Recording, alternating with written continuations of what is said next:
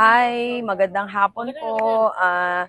Kasalukuyan na nandito po tayo ngayon para sa OLE registration dito po sa Barangay 651.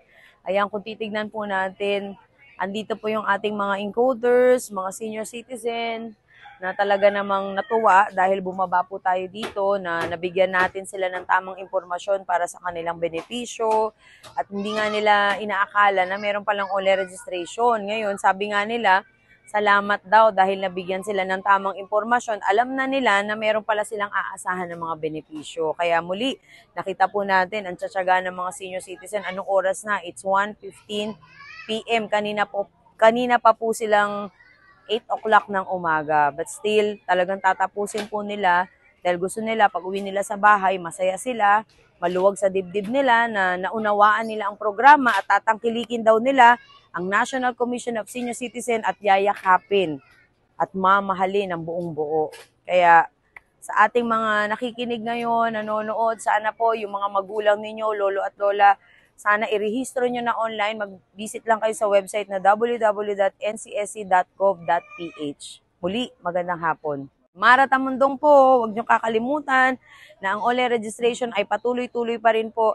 Kaya sana dun sa mga gusto pong malaman kung paano yung OLE registration, mag-visit lang po kayo sa kanilang website para maunawaan po ninyo kung paano yung OLE registration at kung ano po yung mga programa na ibababa para sa inyo at ano po yung ginagawa ng NCSC para po matulungan ang ating mga senior citizen. Muli, ako po si Mara Tamundong. Maraming salamat. Ba kayo napapagod na kayo po ay namomroblema sa araw-araw? Hindi po ba kayo napapagod pumila para lamang sa kakaunting tulong din na naibibigay?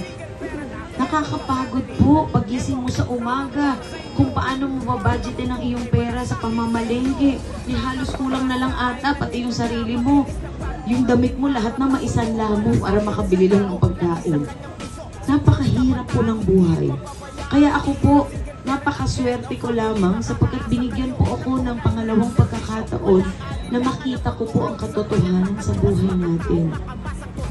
Nararanasan po natin kumakalamang ating sikmura, pero nakangiti pa rin tayo kapag lumalabas. Naririnig natin yung kapitbahay natin na namatay dahil hindi po nakakainom ng gamot. Naririnig po natin yung mga kapatid natin na hirap na sa buhay, pero wala naman pong tumutulong. Kayo po ba, ipagkakait ba natin itong bagay na tayo po ay makakatulong sa iba, hindi lamang sa ating sarili? Kaya sabi ko nga po sa inyo, halos makipagbunuan po ako sa bawat pagbaba ko. Dahil syempre, hindi ko naman po itatago sa inyo kung pinupolitika po yung aking ginagawa. Pero ang mas inuuna ko pong intindihin ay yung kalagayan po ng mga senior citizens. Na kailangan mo ng kasama, ng merong ka man ng katuwang, kahit na hindi ka naman tinutulungan na financial, at least yung meron kang moral support, di po ba na yan, mahalaga yun, kasi yun din ang nagbibigay lakas din po sa atin. Kaya, pasensya ka na kung naalala mo dahil sa mga kinukwento ko po, pero yan po ang totoong sitwasyon ng ating mga senior citizen, na talagang mahirap po ang buhay natin. Kaya bakit po nila tinatanong si Mara Tamundong kung bakit ako gumagalaw? Bakit hindi ako gagalaw?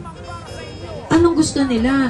Pupunta lang sila sa burol kapag wala na silang tutulungan? Anong gusto nila? Yung pasyal nila pamburol lang? Hindi yung buhay pa tayo? Dapat si nanay tumatawa.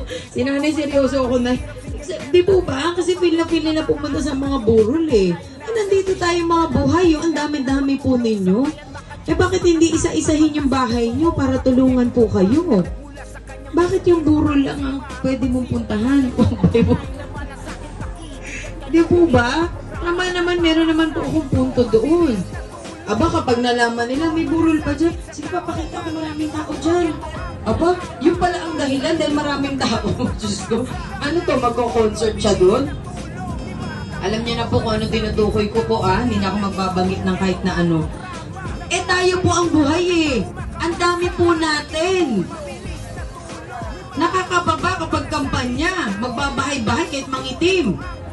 Eh pagdating ng programa, ayaw niyong pababain yung isang tao na nagmamalasakit. Ako na nga po ang nagpipresenta kahit mahirapan ako. Pipigilan niyo pa ako. Imbis na kayo ang maging katuwang ko para dumami tayo dahil maraming senior citizen ang kailangang tulungan. Papa naman talaga eh. Doon na kaya sila sa sementeryo. Para yung mga naiburol, doon na lang sila. Gusto pala nila ng mga patay lagi eh. Hindi, totoo po yung sinasabi ko. Kasi ako po, dahil tumakbo po ako ng kampanya.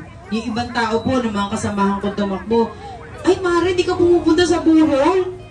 Dapat doon ka sa burol kasi matipid. Ay, matipid daw kasi ang bibigyan mo lang yung namatayan. The rest po ng mga tao doon, mag-hi-hello ka lang. Hi, hello po. Condolence po. Matipid daw. Kasi nga naman, isa lang bibigyan. Eh ako naman po, katwiran ko, wala namang problema sa burol, basta talagang nakikiramay ka ng lubos.